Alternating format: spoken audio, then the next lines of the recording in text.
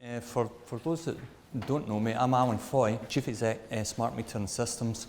I'm joined today with David Thompson, Chief Financial Officer, and Tim Mortlock, who's my Chief Operating Officer. So welcome to, this is our half-year results for 2019 from January to June. And what I propose to do is take you through an overview of our business and our performance in the 6 months, but also importantly take you through our strategy and our positioning as a business. And then I'll propose to hand over to David to take you through the financial analysis in a bit more detail of our performance in the last 6 months. And also then on to Tim. I'll take you through some of the industry analysis and our operational performance in the last 6 months as well. At the end, I'll come back and I'll take you through our outlook for the business, where I see the business going and putting our strategy into play. So with that, if we can turn to our overview on slide 4, the key financial metrics, or the key aspect of our business is investment. We invest in meters.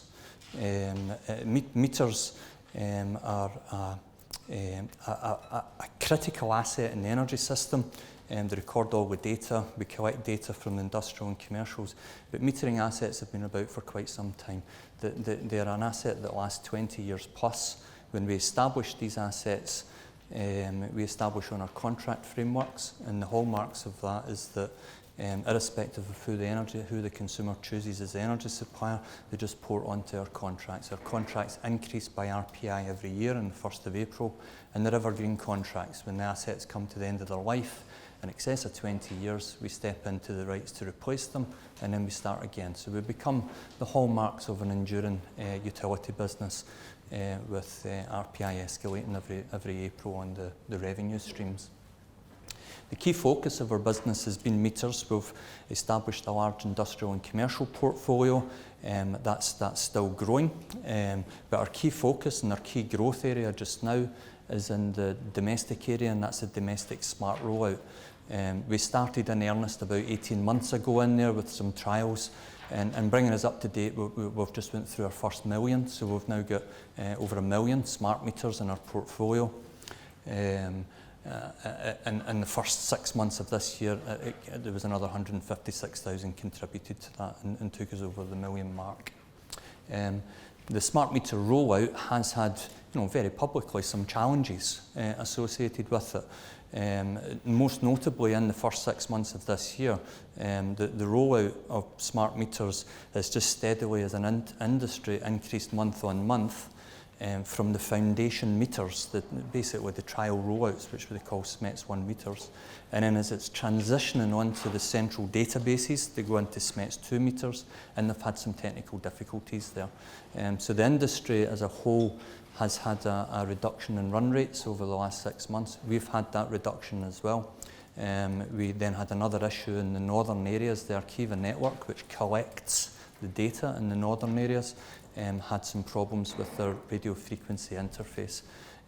What I'm glad to say now is that these issues seem to be behind us. They've been resolved now, and we're just starting to see, as an industry and our own run rates, just starting to see the uptick. So we hope, moving forward, that the run rates will continue to go up. We finished, the last 6 months there. We've got very well supported with our banks to finance these meters, which again just shows the strength of the solid revenue streams that come through. So we've actually got 6 banks and a club that provide us with facilities, and so we've got a substantial amount of capital available to us in unused and undrawn facilities there, and obviously we're very cash generative as well, which David will take you through when we go through the finance. We've also invested very heavily. We're a business that always invests ahead of the curve. What we mean by that is that we don't wait to the last minute and then invest in resources and just stress the business. We operate a capacity planning model. So when we see our business getting to a peak performance, we invest at that stage and bring in headroom, and then we build through there. And that's no different. We acted 3 years ago to bring our workforce in-house and take full control of our workforce. to make them the most, or to give us the best opportunity to get the most amount of assets in domestic smart rollout. And we've done that. We've established 500 engineers. A year, 18 months ago, they were doing 80% capacity. They were up at over 50,000 in a month. But during the first 6 months of this year, the run rates have come down, and then we expect them to come back up as the mass rollout is just really at its embryo stage. So we've got some carrying costs of engineers of about £3 million that they've just been underutilised. The revenues for the current year, therefore, should be slightly below because of that carrying cost of the engineers. In addition, we said that we're very well financed. We've got plenty of headroom in our finance. However, we always review how we're financing the business. And at this juncture, we've taken the opportunity to set a project and see if there's an alternative way of financing is really to do a stake sale of some of our assets. And I think that could demonstrate the value of our assets. But if it comes to pass and it's good for us, then it could mean significant proceeds coming into the business, delever the business, and give us an even better platform and more headroom for growth as well. So we've just started that. We decided that although we sign NDAs with potential partners in the industry that may be interested in these assets, we thought we should just RNS it and let everybody know that we've started a process there. So I haven't got any update on that other than we will update at the appropriate times and our performance there. And something that we've not got in the slides because it just came yesterday, and that was Bez gave an update on the regulatory framework for the smart meters. And it's interesting to set that in context.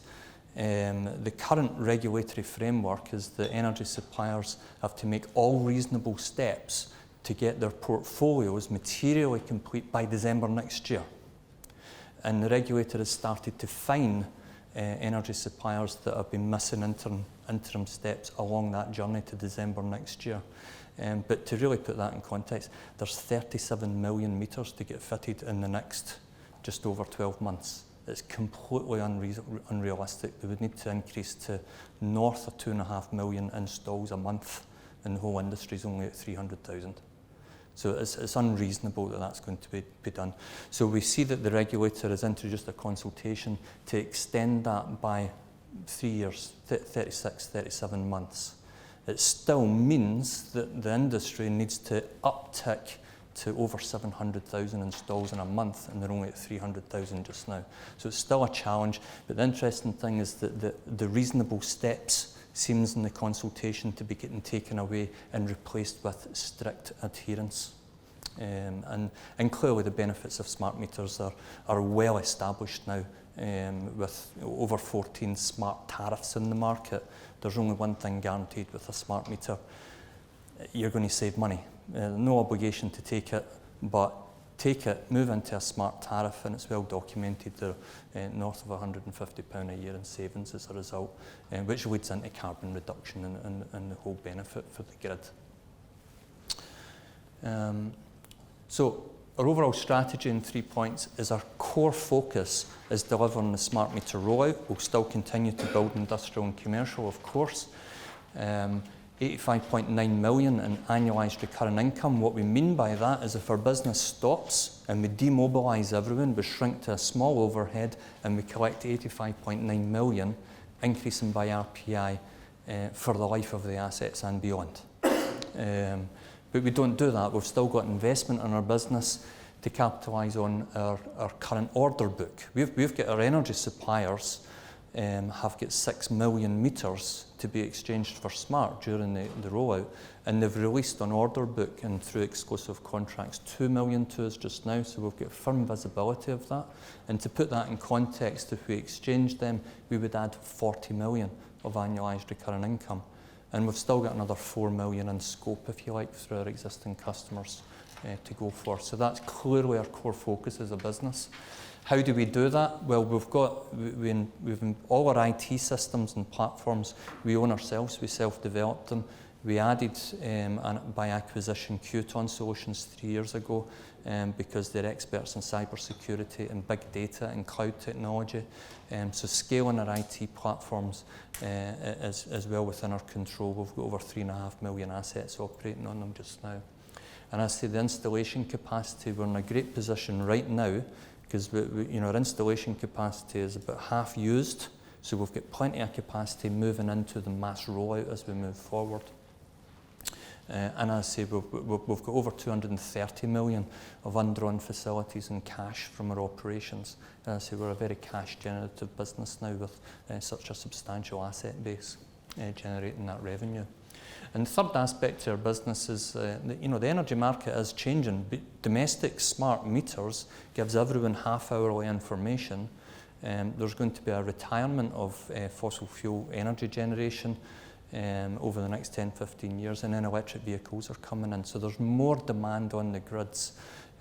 So that leads to controlling the energy, managing data, and helping customers reduce their consumption, but may well also lead to new asset classes. And we see that battery technology will come in the UK.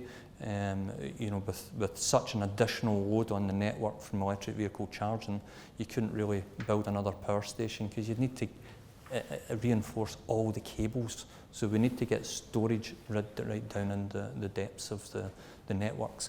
And that took us to a purchase of Solo Energy. It's positioning ourselves, as we always do, 2 or 3 years ahead. Solo Energy have got the IT platform that can manage revenues from charging and discharging batteries into the networks to support the frequency of the network, take excess capacity from the network rather than switching wind farms off, just leave them on and store the energy and then bring it back into the network. And there's revenue streams to be established there, and that was the purpose of purchasing Solo Energy, to add to our IT platform to become a full end-to-end energy services business. So key thing is the progress on annualised recurring income. The key points in this slide is we reached 85.9 million in index-linked annualised recurring income. Our contracts have our portfolios increasing automatically by RPI. RPI was 3.35%, which is not insignificant in such a sizable portfolio now. So by doing nothing, we increased by that revenue every year. And a point to make is that we've got an established traditional domestic meter asset base. There's no debt on that base at all, and we just keep collecting the revenue on that. But we are aware that those assets will be getting exchanged for smart meters. So out of the 85.9, there will be about 19.6 that will get retired during the mass rollout. So with that, if I can hand over to David and take you through in a bit more detail the financial performance. Thanks, Alan. So morning everyone, I'm David Thompson, the CFO. Again, leading on from what Alan said there, I think just pause and reflect on the strength of this business's underlying commercial model. What we do is we invest capital to generate a long-term index-linked return, and these are the 4 key metrics by which we measure progress against that underlying strategy. So again, annualised recurring revenue index-linked up 24% to 85.9 million. Now that represents the value, if we stopped the business today, of the income that would be collected going forward. How that translates into revenue at 54.2 million. Well, if you think about we fitted a meter on the 30th of June, that would give us £20 of income on an annualised prospective basis going forward, but we'd actually only collected 6 pence on that day. So that's why the revenue is behind annualised recurring revenue, because it's looked at a 12 months in advance basis. Highly cash generative business, one of the key metrics is how we convert that revenue into cash, and that's pre-exceptional EBITDA. So 25.8 million, again up almost 10%, good to have near double-digit growth across all our key metrics. So the key part here in terms of the investment thesis is what do we do with that cash? Again, 2.3 pence interim dividend per share, 20% CAGR over the last 5 years. Again, terrific underpinning of the investment thesis of the business. What does that mean in a bit more of a conventional P&L format? In slide 10, where you can see the group revenue and the pre-exceptional EBITDA as we've just discussed. Our key item there is the exceptional item of 5.2 million. Now the lion's share of that relates to an accounting judgment we took in the previous year to record the depletion of the traditional meter portfolio that's being swapped for smart meters through the exceptional line. We don't have any control over when third parties remove those meters, so we separate it out into the exceptional column so that we can track it and monitor it. That 5.2 million, the lion's share of it is the traditional meter removals, and that compares favourably to what we saw in the second half of 2018. So that just continues as expected. The other key item there is interest. That looks like it's nearly doubled, but again, we raised 150 million of equity back in November 17, and that had a decreasing effect on our leverage. So the 4.1 million just represents a fully expected run rate on interest costs. Over in 11, so we're going on to the 3 operating segments in the business. This is the main event. The asset management is where we collect the data and rental income. You can see there that the gross profit margin is prima facie gone down. However, that is completely driven by an increase in the depreciation charge. So again, as Alan highlighted, BEIS have put a consultation out to extend the deadline to the beginning of 2024. Last year, we saw that the 2020 deadline was unrealistic, and we changed our accounting policies to depreciate meters out to the end of 22, so we've seen a slight uptick in depreciation. So what's key here is, on 12, the cash margin generated. So for every domestic smart meter set, it generates 100% cash margin. It is an item that you fit in a consumer's home, and it's maintenance free. There is no return visit. If anything needs to be done, it's at the supplier's cost, or it's an over-the-air upgrade, so that every 2 smart meters we add in a home will bring that margin up towards 100%. You can see that tracking there, 89% period on period, up to 92%. And you can see the quantum of the depreciation we've excluded from the margin calculation. So again, look at the margin that generates. That's the fundamental part of our business model and our investment thesis. How do we fit the meters? Well, it's through the asset installation division on slide 13. Again, prima facie gross loss. We were actually expecting and had guided that would be a break-even at best in that division as we looked at the SMETS 1, SMETS 2 transition. Took quite an important decision as a management team to retain the labour workforce, because again, just take your heads out of the 6 months to 6 months. We're trying to get to the end of the next 3-4 years, having installed as many smart meters as possible to generate as much 100% cash margin in the previous asset management division. So it was absolutely the right thing to do in our view, to retain the full engineering workforce that we had and just carry that cost as a short near-term tactical investment, and that's the reason for that cost being left behind. Now, we've also acquired a portfolio of smart meters from an energy supplier, and that will have an offsetting effect in the second half of the year as that recurring revenue comes through. So we've added to our portfolio in ways other than organic growth. And that, as Alan said, will have an impact of about £3 million full year EBITDA and £3 million flowing through to full year PBT. The third division, and by no means the least, is the energy management division. Slide 14, that is the division that ostensibly commercialises data. So for our industrial and commercial customers, we've got a lot of value add in terms of analysing their bills. Are they paid with the right tariff? Can we give some energy advice as to where we can help them save some energy costs through efficiency? So that leads into different things. So we've got a significant UK-wide LED efficient lighting contract with a hotel chain on the strength of giving them that data and analysis. We get data income on the back of the industrial and commercial meters, and we also end up in most cases taking over the meter itself, so that contributes further revenue into the asset management division. Again, happy with the performance of that. It's as expected, and it continues to grow as you can see. So slide 15, so why do we do it? Quite a powerful slide that, in my view, in terms of the cash generation of this business. So basically, Cash inflow from operating activities, 15 million. We leverage up investment in fixed assets, service that debt at an attractive cost of capital, but most importantly, pay a dividend. And you can see there that just in H1 alone, with the engineering costs that we've held the investment in, we've got over 3 times cash dividend cover, just based on the interim. And draw that to its logical conclusion. When we stop investing in meters, when they're fully rolled out, we'll have a significant portfolio, and then it's capital allocation time in terms of what we do with that cash, and clearly with an onus on maximising delivery to shareholders. I'll now pass over to Tim, and he'll talk you through more operational aspects of the business. Thanks, Tim. Thank you, David. So I'm Tim Mortlock. I'm the COO at SMS, so I'll just walk you through the operational review. So firstly, as Alan mentioned earlier, we now have nearly 3.5 million meter and data points under management, which has continued very significant growth.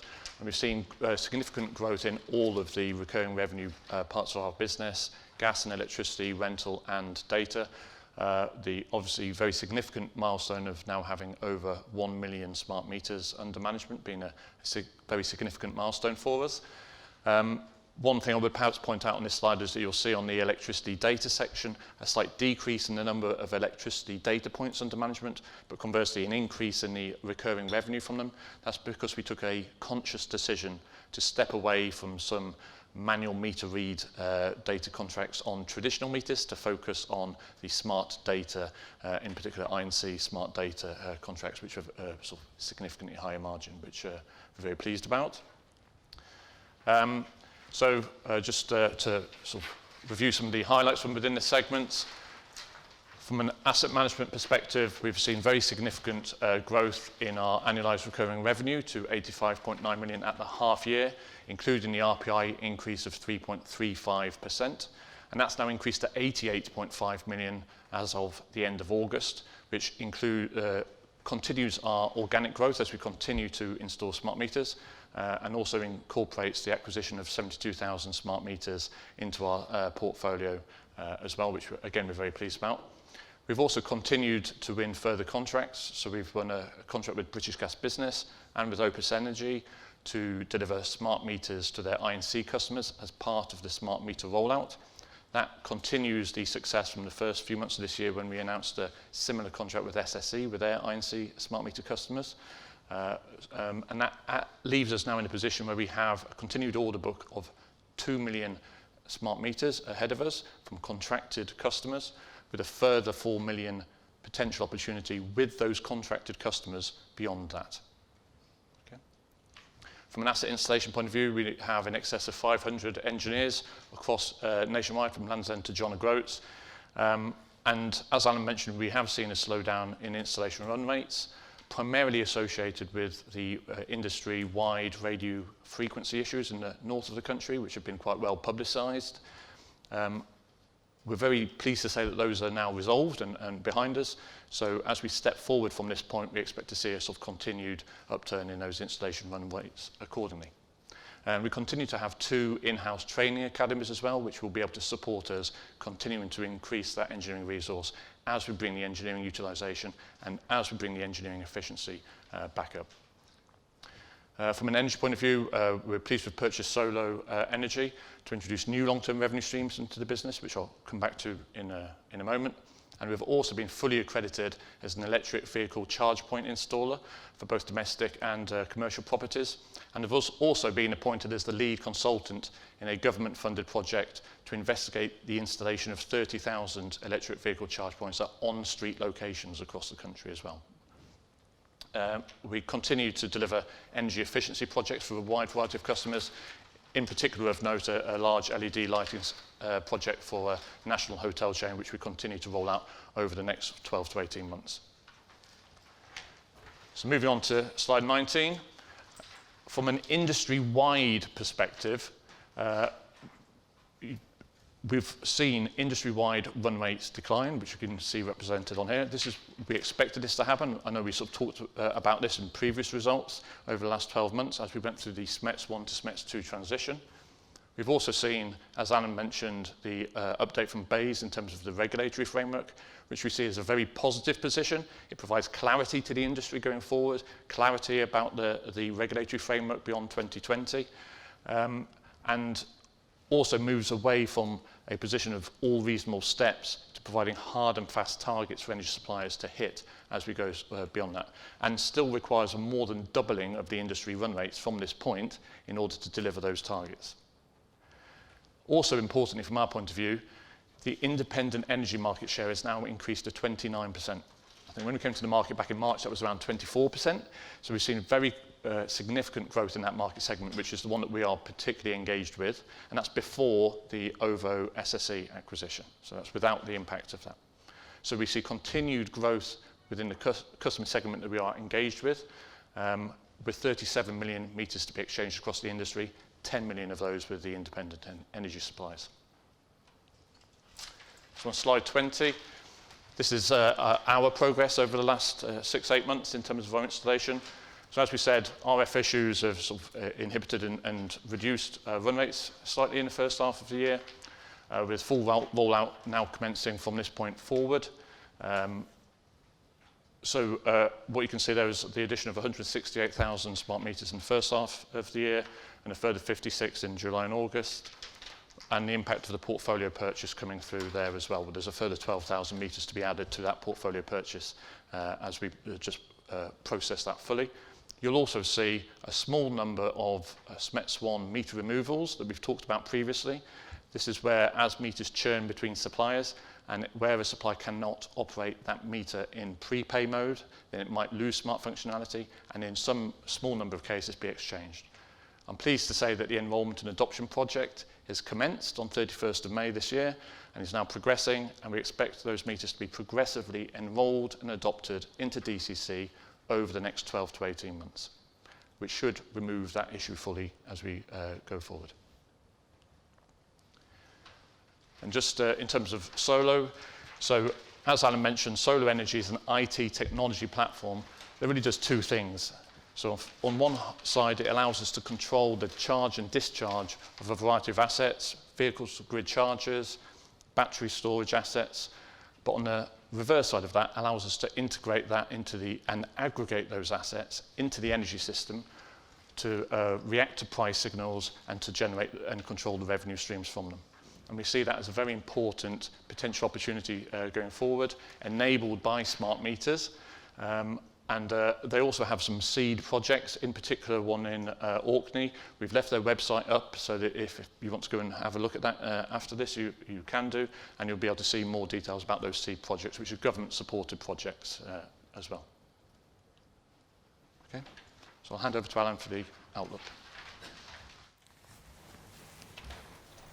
Thank you. So just got one slide on our outlook. The key thing is annualised recurring income. Our focus is on the domestic market. It will remain our focus.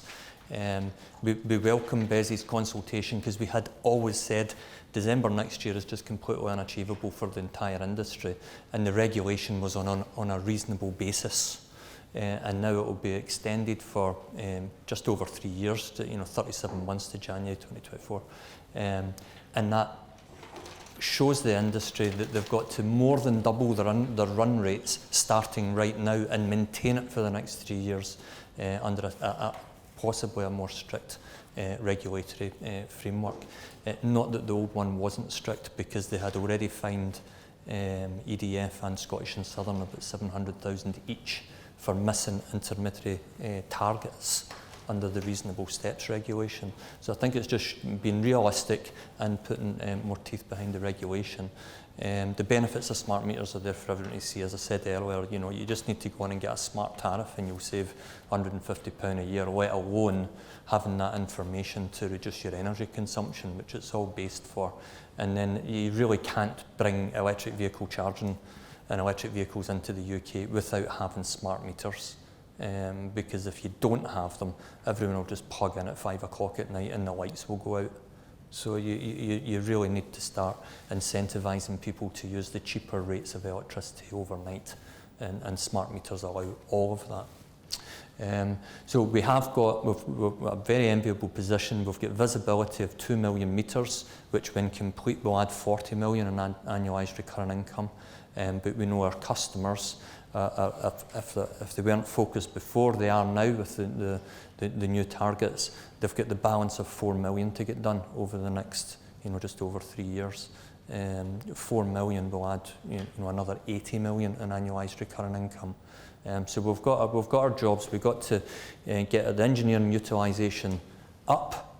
We're seeing the run rate starting to take a tick up, but we've also got to double that as well. And we've got the training academies to bring the engineers through there. We could double our capacity in about 10 months running through our training academies, but we'll do it efficiently and as the portfolios are released to us. So you'll have seen that I think it's absolutely appropriate, with the mass rollout ahead of us. We've got plenty of headroom. We've got our facilities and cash from operations can do at least establish a 4 million asset base. But looking way ahead, it's like, when's that pinch point going to come? And we're just going to look just now to see about a minority of our assets and see what value we could get for them. And if it works, then we would hope that would bring significant proceeds into our business. Demonstrate the value of these revenue streams, but also kind of more delevered and give us even more scope for growth into the domestic smart rollout. So you can see strategically our decision was retain our engineers as the run rates are going down. And we can't capitalise therefore all of that cost because there's an inefficient cost under the accounting standards that we need to take to P&L. So we've done that. So for this year end, it'll be about a £3 million carry cost and engineering resource to position us for the uptick in the market. And so we remain absolutely unchanged. It's focused on the domestic market. It's also looking ahead, 2 or 3 years' time when the mass rollout is coming to an end, electric vehicle charging coming in, batteries we think will be absolutely necessary in the UK. And how do you participate in that? Well, the first thing is what we've done in our business so far. We participate by establishing the IT platforms that will collect and control the revenues. And that's the first thing that we've done with Solo Energy. Is blockchain technology that you use for charging, discharging batteries. You need to respond in milliseconds, etc. But with that complexity comes revenue streams and barriers to entry. So we've acted to bring that in-house. We're very much a control in mind. We own all of the software from handhelds with engineers right the way through to billing, customer service, call centres, and now emerging technology as well. We'll be absolutely in control over all of the revenue streams there as well when that comes to bear. I don't think, as Tim says, we have left Solo Energy's webpage open so everyone can see what they look like prior to integration with SMS. So with that concludes our presentation. Thank you very much for taking the time. Thank you.